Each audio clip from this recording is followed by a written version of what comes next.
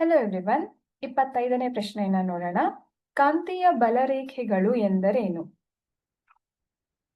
So ಇದೊಂದು ಕಾಂತ ಅಂತ ನಾವು ತಗೊಂಡ್ರೆ ಇದ್ರ ಸುತ್ತ ಇರುವಂತಹ ಈ ರೀತಿಯ ರೇಖೆಗಳನ್ನ ನಾವು ಕಾಂತೀಯ ಬಲರೇಖೆಗಳು ಅಂತ ಅಭ್ಯಾಸ ಮಾಡಿದೀವಿ. ಅಂದ್ರೆ ಏನು?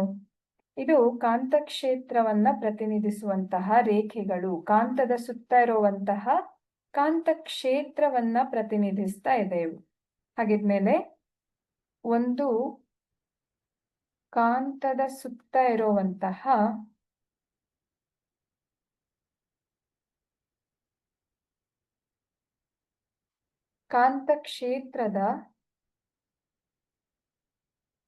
ಕಾಂತಕ್ಷೇತ್ರವನ್ನ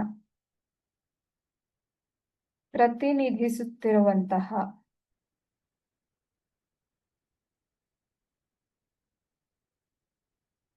ಕಾಲ್ಪನಿಕ ರೇಖೆಗಳು. ಯಾಕೆ ಕಾಲ್ಪನಿಕ?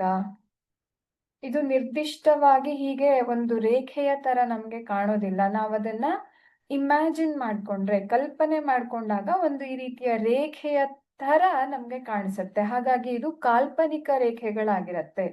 ಹಾಗಾಗಿ ಇದು ಕಾಂತಕ್ಷೇತ್ರವನ್ನ ಪ್ರತಿನಿಧಿಸುವ ಕಾಲ್ಪನಿಕ ರೇಖೆಗಳೇ ಕಾಂತೀಯ ಬಲರೇಖೆಗಳು.